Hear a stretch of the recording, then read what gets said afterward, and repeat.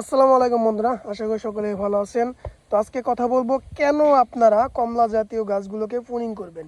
দেখেন একটা গাছ, এটা হচ্ছে বেবি ম্যারিন্ডাইন গাছ। গাছটা এখান থেকে এখানে আসছে, এখানে গ্রাফটিং করা, এটা বেয়ারুট চারা গ্রাফটিং করা। তো এই চারাটা এখান থেকে দুইটা শাখা বেরিয়েছিল। পরবর্তীতে আমি এখানে প্রুনিং করে দিই। প্রুনিং করার পর এখান থেকে অনেকগুলো শাখা বের হয় এবং এখানে প্রুনিং করে দেওয়ার পর এখান থেকে দুটি শাখা বের হয়।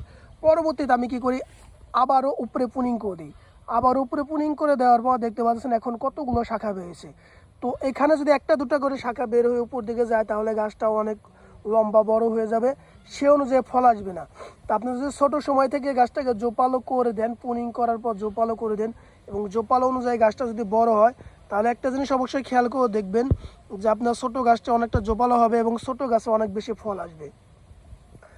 তো অবশ্যই গাছগুলোকে আপনারা ছোটোকাল থেকে প্রুনিং করে রাখবেন। যেটা প্রুনিং করে দিয়েছি এটা কুশি অলরেডি বের হয়ে গেছে কয়েকটি, এটা বের হয়নি, এই যেটাই কয়েকটি অলরেডি বের হচ্ছে।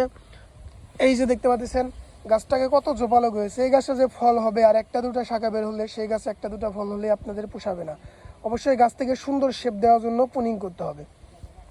এই যে গাছগুলো দেখতে পাচ্ছেন কি সুন্দর প্রুনিং করে দেওয়া, এই জন্য জোপালো হয়েছে। এই গাছে ভরপুর ফল হবে। এই যে এটা হচ্ছে হিমি ম্যারিন্ডাইন বেয়ারুট চারা দেখতে পাচ্ছেন, প্রুনিং করে দিয়েছিলাম। প্রুনিং করার পরে যে কতটা জোপালো হচ্ছে, গাছটা কতটা জোপালো, কতটা সুন্দর শেপের হচ্ছে। এই গাছটা সামনে আরও বড় হবে, আরও সুন্দর শেপ হবে, অনেক বেশি ফল আসবে।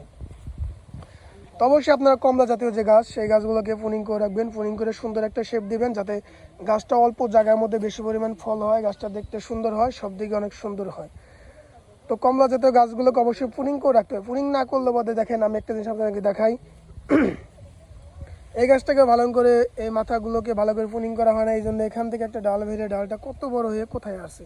এটাকে যদি আমি প্রুনিং করে দিতাম এটা আরও জোপালো হতো এখানে।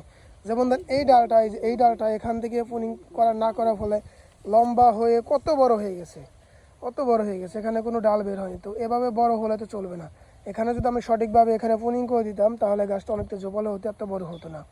তো অবশ্যই গাছগুলোকে প্রুনিং করে রাখবেন। প্রুনিং করে রাখলে গাছের খাবারও কম লাগে, গাছের গুণগত মান ভালো থাকে, গাছ সময় মতো বৃদ্ধি হতে থাকে, গাছটা অনেক সুন্দর শেপ জোপালো হয় এবং ফলের পরিমাণ বাড়ে।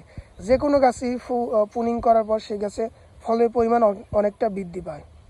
তো এই ছিল ভিডিওটি, আশা করি বুঝতে পেরেছেন। ভিডিওটি ভালো লাগলে অবশ্যই একটা লাইক দেবেন, অবশ্যই চ্যানেলটিকে সাবস্ক্রাইব করে রাখবেন। আর ফেসবুক থেকে দেখে থাকলে অবশ্যই ফেসবুক পেজটিকে ফলো দিয়ে রাখবেন।